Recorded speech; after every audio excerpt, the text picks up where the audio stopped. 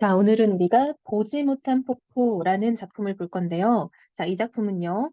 다음은 폭포와 관련한 경험과 상을 이라는데 오타가 났네요. 그쵸? 감상이겠죠? 자, 경험과 감상을 드러낸 고전수필이다라고 되어 있죠. 네, 여러분, 이 고전수필이라는 거는요. 말 그대로 옛날에 쓰여진 이제 그 수필, 즉 경험을 바탕으로 깨달음을 전달하는 문학이라고 보면 될 것 같아요. 잠시만요. 쌤이 이게 좀 너무 굵게 나와서 좀 줄이고 들어갈게요. 네. 고전 수필입니다. 자, 여러분, 교술갈래라는 것 자체가 수필을 가리키는 말이죠. 그래서 과연 수필이 어떤 특성을 가지고 있는지 이 부분을 우리가 궁금해하면서 공부를 좀 해봅시다. 자, 이 작품은요, 다시 한번 말하지만 수필이에요. 자, 수필은요, 경험을 바탕으로 글쓴이의 깨달음을 전달하는 문학 갈래라고 보면 됩니다. 그랬을 때 이 수필에서 등장하는 나라는 인물은요. 글쓴이 자신이라고 보면 돼요. 여러분 우리 소설에서는 나가 작가 자신이라고 보면 안 되겠죠. 소설에서의 나는요, 서술자로 허구의 어떤 대리인 같은 역할이에요. 근데 수필의 나는 글쓴이 자신을 지칭하는 거다라고 알면 될 것 같아요. 자, 제목을 봤더니요, 보지 못한 폭포래요. 아, 폭포를 못 봤다라는 내용이네요. 자, 우리 한번 무슨 내용인지 읽으면서 정리를 해볼게요. 풍패동의 동족은 바로 능암곡이다라고 해서 바로 이 능암곡을 이 글쓴이는 찾아가고자 했던 것이에요. 그 물이 서쪽으로 흘러 소월석 아래에 이르러 대천으로 들어간다. 우리 집에서 바라보면 아 여러분 여기서 나왔죠. 아 진짜로 이 수필이라는 게 특히 이 작품이라는 게 글쓴이의 경험을 이야기한다라는 거를 우리가 여기서 좀 느낄 수 있겠죠. 자 글쓴이의 실제 경험이구나. 아주 가깝지만 특별한 점이 있는 것으로는 보이지 않았다. 하루는 마을 주민 황 씨가 자, 어떤 인물이 나왔어요. 아우 자익에게 나의 아우겠죠. 골짜기 안에 있는 폭포가 몹시 기이하다고 말해 주었다. 자익이 내게 알려주기에 마침내 흔연히 함께 갔다. 즉 글쓴이가 폭포를 찾아가게 된 이유는 뭐예요? 자, 이 황 씨라는 사람이 글쓴이의 동생에게 거기에 있는 폭포가 굉장히 기이하다, 즉 신기하다라는 말이죠. 이게 바로 글쓴이가 폭포를 찾아간 이유인 거죠. 아우 대유와 조카 인상과 악상이 따라왔대로 봐봐. 그럼 일단은 자익과 그쵸? 그리고 글쓴이 나 근데 또 동생 대유라는 애가 있나 봐요. 그리고 조카인 인상이 있고요. 악상 상자 돌림인가 봐. 이렇게 총 5명이 지금 함께 길을 떠났다라는 걸 알 수 있겠죠? 자, 세 사람은 모두 말을 타고 두 아이는 걸어갔다. 그래서 여러분 이제 이 폭포를 가게 된 어떤 이야기의 초반부가 나왔어요. 그래서 이거는 우리가 수필의 처음 부분이라고 보면 될 것 같아요. 자, 이제 중간 부분에 들어갑니다. 좀 더 본격적인 이야기가 이어지겠죠? 골짜기 어귀에 이르자 인가 선호체가 보였다. 산을 등진 채 물을 두르고 있어 밭두둑과 울타리가 썰렁했다. 문을 두드리니 한 구부정한 노인이 나왔다. 여러분 노인이 나왔네요. 수염과 눈썹이 온통 휘어 7, 80세쯤 되어 보였다라고 여러분 노인의 지금 외양을 묘사하는 부분이 나오네요. 그쵸? 자 이렇게 노인의 외양 모습을 묘사를 하고 있어요. 폭포가 어디에 있는지 묻자 지름길을 가리키며 들어가는 길을 아주 자세히 일러주었다. 즉 노인은요 무슨 역할을 하는 거예요? 그쵸? 우리 일행에게 길을 알려주는 역할을 하고 있죠. 골짜기 안으로 1, 2쯤 들어가서는 말을 풀밭에 놓아두고 지팡이를 짚고 나아갔다. 그 이유는 뭐겠어? 그치? 말이 들어가기에 어려운 곳이니까 그러겠죠? 말이 가기에 마땅치 않아서. 그쵸? 그러니까 이제 걸어가기 시작했어요. 얼마 안 있어 너럭바위 하나가 보이는데 비탈이 져서 앉을만 했다. 물이 그 위를 쟁글대며 흘렀다. 소나무 두 그루가 이를 덮고 있어 기이하고 장한데다. 그러면 장하다는 거는 크다라는 말이죠. 울창하게 가지가 뻗어 있었다. 곁에는 단풍숲이 있는데 또한 높고 컸다. 잎이 한창 선홍빛이었으므로 동행들이 문득 몹시 기뻐하였다라고 해서 여러분 지금 보니까 이렇게 너럭바위에 앉아서 그 주변의 풍경을 지금 묘사하고 있다라는 거 알 수 있죠.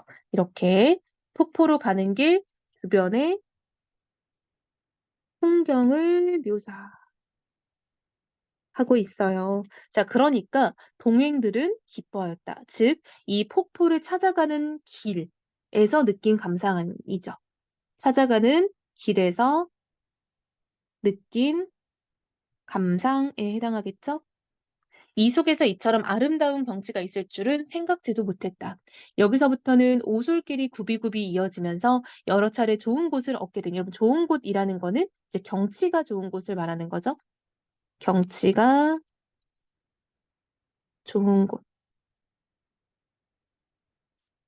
나아가면 갈수록 더 기뻐할 만했다. 하지만 폭포로 들어가는 길은 놓쳐서 찾지 못하고 그저 시내를 따라 올라갔다. 그렇게 5-6리쯤 갔는데도 폭포는 종래, 끝내라는 말이에요. 찾을 수가 없었다. 지쳐서 바위 위에 앉아 산과일을 따서 먹으며 사방을 둘러보았다. 맷뿌리는 빙 둘러서고 산마루는 첩첩인데 시내 골짜기는 깊고도 그윽해 바라다 보이는 것은 온통 설이 맞은 숲의 붉고 누런 단풍뿐이었다.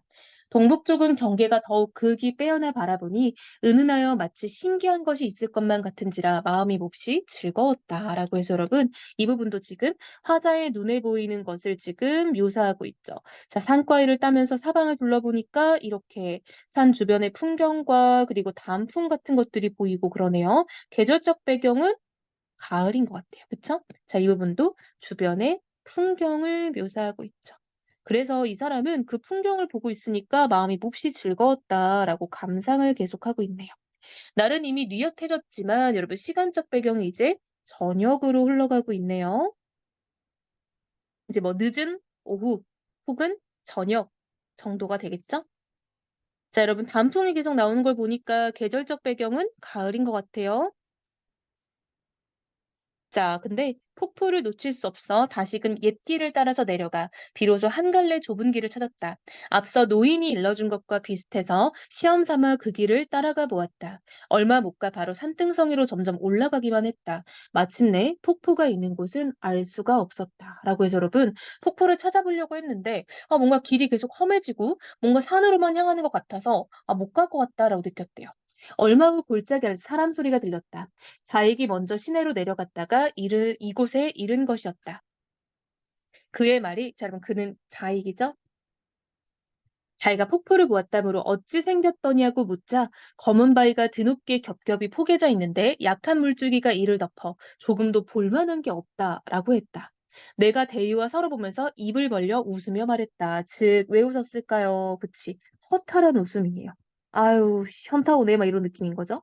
이런 것을 구경하자고 발품을 팔겠는가? 자, 여러분, 이런 것은 뭐야? 그치. 착각한 거죠. 그러니까 자익이 본 폭포예요. 자익이 본 폭포.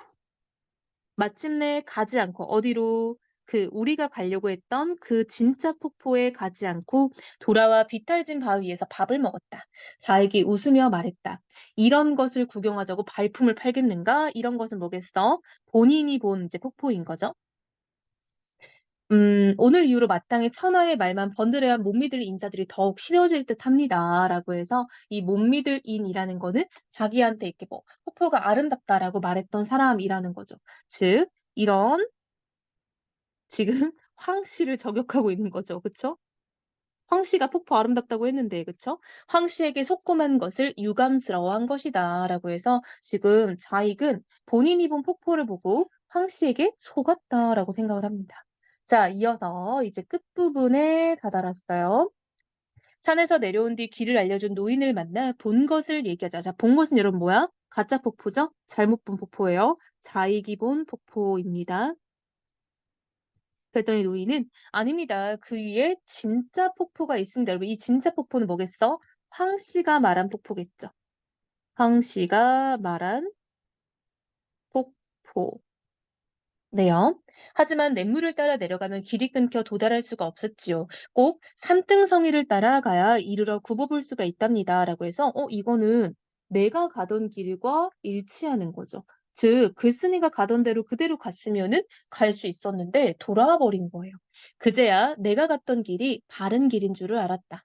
좀 더 애를 써서 앞으로 나아가지 못한 것이 안타까울 뿐이었다. 하지만 또한 폭포의 실상이 자액이 본 것 정도에 그치지 않음이 기뻤고 잠시 남겨두어 뒷날에 유람할 거리로 삼게 된 것이 더욱 여운이 있음을 깨달았다. 여러분 완전 긍정충이죠. 자, 이 사람은 진짜 아름다운 폭포가 있다는 거에 일단 너무 기쁘고 나중에 또 보러 가면 되지라고 생각해서 기분이 좋았대요. 라고 해서 글쓴이는 긍정적으로 사고하는 사람인 거를 알 수 있겠죠. 유람한 날은 신민년 8월 21년이었고 그 이튿날 이 글을 쓴다라고 해서 마치 일기 같죠? 그래서 여러분 수필이 원래 일기와도 비슷한 특징이 있어요. 그래서 모든 일기는 수필에 들어가요. 자, 여러분 이 작품은요. 내가 폭포를 찾아갔던 경험에 대해서 이야기를 하고 있죠. 따라서 경험적이다. 그리고 그 경험에서 뭔가를 깨달았음을 이야기하고 있네요. 성찰적이다라는 걸 알 수 있겠죠.